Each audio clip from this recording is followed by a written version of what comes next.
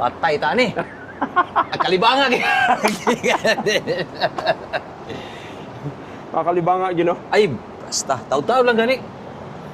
Kaya, wait lang. Alright, so magandang tanghali mga katawan. So dito tayo ngayon sa shoot namin. Kasama namin si Bruno. Hello. Alright. Intro muna tayo. So ay mga katawan, dito muna kami sa loob. Interviewin natin ng konti si Bruno. Kung anong ano dito. Uy, na-update view rin nga, Mayo? Ito kami. Yan. Yan. Ganda dito, oh. May isda pa siguro to, no? Oo. Ha? Oo. Matalapya.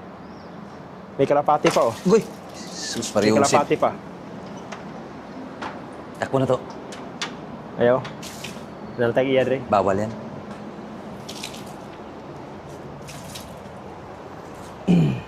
Dapat nakakuha, no? So yun mga katawan. Itong kamera dito ba? Para duhat ang lingkod, ano? Anar Okay lang na? So ayun, tatanungin natin si Bruno kung kumusta yung buhay-buhay doon. Alright. Buhay doon sa probinsya talaga mga katawan sa Masbate, doon galing eh. Ngawat rag manok. Siya kita nag-remedyo. Di, ano lang, pag yung kalaban mo doon, pag tuwing bumabagyo, wala talagang, di ka pwede lumaot. At wala talagang ma-income. Walang kita. Oh, di ka makikita pag pero yung iba pag di rin gaano kasi pag wala rin bagyo minsan nahina rin yung pahuli ng isda. Walang kita mga katawan pero siya nakikita mo. Aray ka. Tapos yung pag sabi rin nun sa mga ibang paradagat talaga, sabi niya pag maganda daw pag magbagyo pero itong bagyo na to wala rin di rin pagkuha yung isda. So ayun mga katawan, yung si Bruno nakasama natin to sa project natin sa Ruha. Kung nasubaybayan nyo yung Ruha ngayon, ang pinagbibidahan si Kyle Echari tsaka si Donnie Pangilinan o si Maymay Entrata. Sila yung mga nakasama namin sa isang project sa Ruha sa ginanap yun sa Bicol, sa Misamis Bay, sa Albay, sa Cagaray. Doon namin nakasama si Bruno. Actually, pagdating niya doon, ang asawa niya doon, 10 eh. 10 daliri. So, ilang oras biyahe? Mga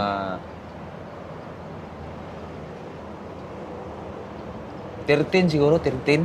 Kasi umalis ako doon alas 12. Alas 12 talaga ng tanghali. Umalis ako doon tapos sumakay kami ng barko. Umalis na sa papunta ng San Andres alas 2 na 'yon. Dumating kami ng San Andres alas 3. Alas 3, alas 5. Tapos pagdating namin sa San Andres papunta dito Cubao, Manila. Umalis kami doon alas 5:30 ng hapon. Dumating kami dito alas 3:30 na madaling araw. Yeah. Bago ka umalis, nag-anak po ka? Anak-anak po? Wala kasi bagong panganak ko yun eh. Di pa daw malinaw yung ihi. Agay. Lubog-lubog. Lubog-lubog pa. Sa mga katawan, si Bruno Mars kasi dahil may project na parating kasi. Itong project na to, patapos na to ngayon. Yung isa naman, yung project ni Richard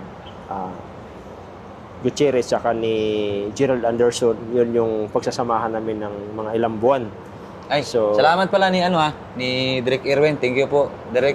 Dahil sabi ni Kujan Riot na sinabihan daw siya ni Direk Irwin na Riot, pwede mo na pababain yung kapatid mo dahil may Richard pa tayo. Tama yan. Sa makaabot man siya ng 2, may Richard pa tayo eh. Kaya pababain mo na dito sa Manila. Kaya tinawagan mo ni Kujan. Biglaan nga lang ito mga katawan. Siguro kung sa malayo pa lang nakapag-timbre si Kuya Riot, may madala talaga tayong pasalubong na mga isda. Pero kaso bumagyo, wala. 2 kumbutan lang yung pasalubong ko sa tito namin, yung kapatid mama. Isang kilong bagoong. Yan. Tapos, ayun, isda oh. Oh. Tilapia nga. Mga talapya. Milalom na. So yung ngayon lang yung mga katawan, nandito kami ngayon sa, itong side na to. Tumakas lang kami doon actually, magbibihis na kami para ready for shoot. Pero Hindi mo na kami nagbibihis kasi nga kami yung tigasin dito ngayon. Mga gahi ba? Di ba kasama ni Coach D na? ay kabala ka kaya ako may kauban mo. Oo. Hari. Yaan ka napita diha sa kwan. Ngayon, mga katawan, dito sa may itabi nyo ba yan? Sabi ni, yung tito namin. Dito pa ka sa LRT banda. Oh. Sa LRT. Ang pana. Sabi, LRT. Tapos lagaw kanina. Pwede po agi dito. Kaso lang, traffic dito. Traffic. Traffic dire. Medyo dako ang kalsada dire. Kaya ang checkpoint kay... Pero sabi niya, yung pinagtirahan namin doon, dito ka na dumano, unang stoplight, kaliwa ka, kanan ka. Pangalawang stoplight, yan yung nyo. Naglakaw ka. Di, sabi niya kagabi. Naglakaw ka. Naglakaw. Naglakaw ka. Di, sabay lang nila, yung kasama namin. Sige. Mayo kay... Ingkon may ito sa kuwan na. Matay pa rin lagi. Sa balayan tayo sa amin na magoy dalaga. Akong dalaga, dito gina mag-study. Sir, na musaka sa taas. Dito na sa ubos. Ay, Diyos anda na si mong kuhan po dahil. Akong gitasan niya, tulugan sa taas. Mga gamit, dito mga gamit. Dito, okay naman dito sa mga, sa tito ko mga katawan dahil sobrang luwag. Pero mas okay dito dahil makakatulong ako sa kanila ng naawa rin ako sa tito ko kasi siya yung nag-aano sa dalawa niyang anak. Sabi niya, salamat dito kasi pag tuwing tanghali, umuwi pa ako niyan, pinapakain niya pa, sabi niya. Ikaw nang pagkaon ron? Karon uli siya kay wag mo dito. Atong dito ka? Tagalan ko na yung pang bakal sudan. Problema di ay. Makakaon man nagtarong di. Ay, grabe dito sa naikuan sa yung mga anak nga. Matay no lami atong kubuntan no? Kubutan ba to o pusit niya dagko? Kumbutan. Cuttlefish ba yan? Sus karon kay ingad to kula Japper. Sus pag-abot ako dito parti man daghan ng kwan. Kubutan gi adobo ba? Parti man daghan ng wala man nila tangtanga siguro ang dagta ata. Dapat gamay ra kay imbutan to. Ikaw mo kulayan ba? Pagkabuntag pag-utot nako nga. Ay, sob. Lain mo. Bugas nga gi. Nagmantika ang kwan oy. Ang sululubot-lubot mo. Di naranasan rin namin yan mga kakatawan ni Kujan Rayot. Nung unang punta namin ng Burias. Tapos, sabi nung pastor doon, namana yung pastor, may nahuli siya, grabe ang laki. Mahigit mga 3 kilohin. Sabi niya, bibili ba kayong ganito? Tanongin ko si Kujan Rayot, pastor. Sabi niya, masarap ba yun? Di ko alam, di pa ako nakatikim niyan eh. Lutuin natin. Sabi rin ni Bayrire, sige, lutuin nyo lang doon, masarap yan sa gata, adobo sa gata, lagyan nyo yung sili. Sige, tirahin natin to. Dalawa kami nagluto ni Kujan Rayot. Di pala namin alam, yung tinta niya, inubos namin. So dapat pala magluto ka nun. Kalahati lang? Di, kahit kunti lang, pang pakulay lang. Ano ba? Pang pakulay lang. So, nasubrahan sa tinta. Kain na ka, grabe, sarap talaga. Sabi yung may tinitirahan namin siya, grabe, sobrang itim. Hinamihan yun ng tinta, pero tapos siya kumain. Oo. Ay, inuubos ko ba yun eh. Harap. Ay, patay taan eh. Kalibanga. Kakalibanga, gino. Ay, basta, taw-taw lang gani. Kaya sa payo ko sa magluto ng mga kulambutan na hindi pa nakakalam, kahit konti lang talaga, pangpakulay lang. Yun ang pinaka-importante. Oo. Pagkulay-kulay lang pala. Kasi nga yung mga katawan, naranasan ko din na ganun pala nangyari. Hindi na may sukat akalain na aray ko. Nagkaming isda, di ba? Dagang isda. Kato. Nakata. Ay, dire ka na kay Landong ay. Landong. Ano? Huwag ka na ibuaya, Dre. Alay, mabaw mo ni. Ha? Tro mo. Pwede mo na itugsaw ni. To. Pwede na itugsaw. Ay, lubog ni. Lubog. Kani ba? Kana? Ning ako angkon.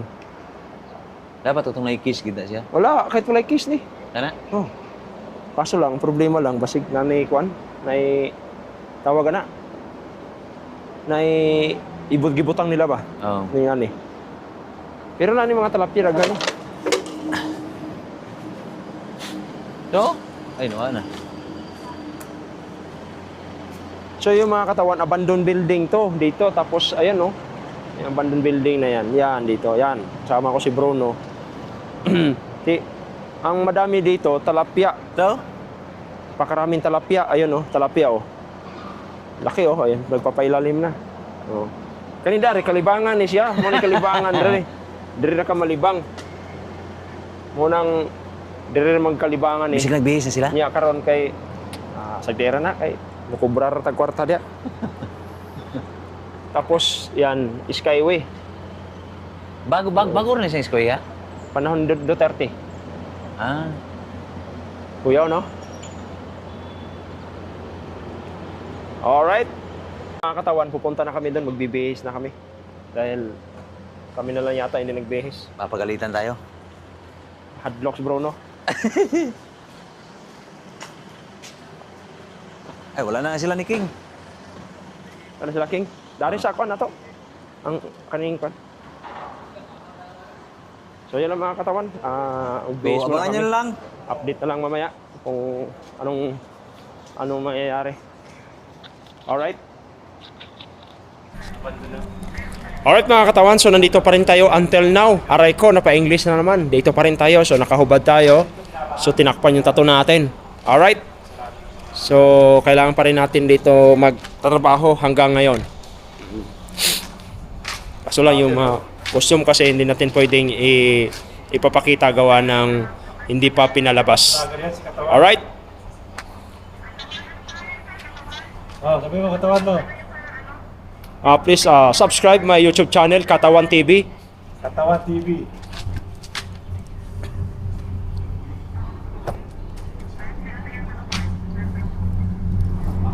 Ako rin, ano yun sa YouTube, si Kabukal. 2.0.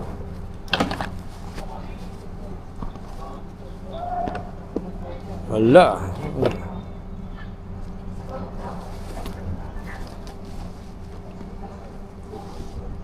Lamig dito sa labas ah. Kasi lamig niya. Parang ako, malamig ng pag-ibig. Kaya nga eh. Lugar. Ay, nako. Yung costume namin. Nawala pa yung ano. Ha?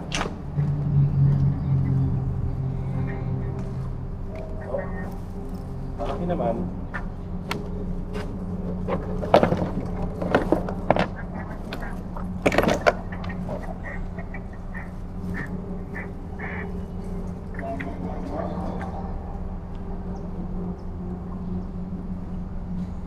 Baka na.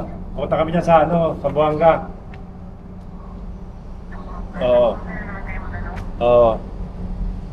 Ay, hindi naman pala kayo sa Buanga, no? Taga saan ba sila? Saan ba siya? Ginsan pala sila, Ginsan. Ha? Ginsan pala. Kala ko sa Buanga. Baka isang buwan kami dyan sa Buanga. So ayun lang mga katawan, kinuha lang yung charger natin then mag-charge tayo. Alright? So, ay mga katawan, kasama ko si Bruno na naman. Oh, mangita migbaki diri sa bukid. Dao baki. Oh, dilim. So mangita migbaki. Ano sabi mo?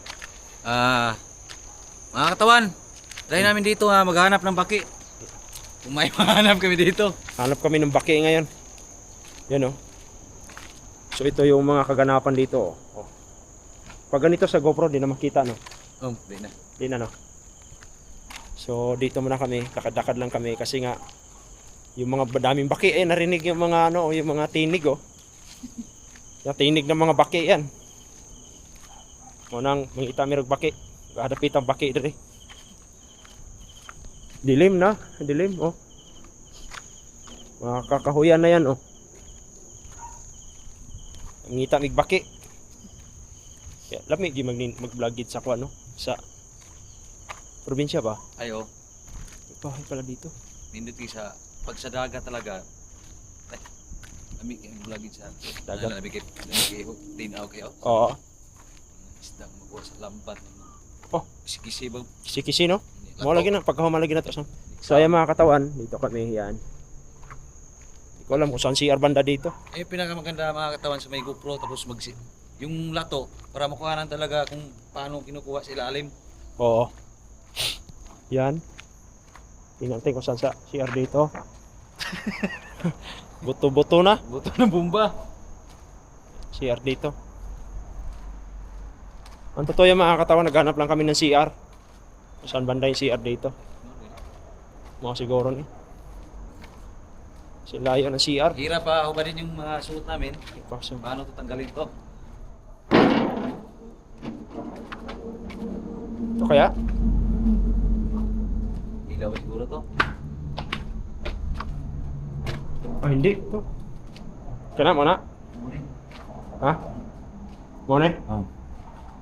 May tubig rin. Tubig. Oh, na may tubig oh. So yung mga katawan, huwag mo na kayo sumama sa loob kasi nakakatakot eh.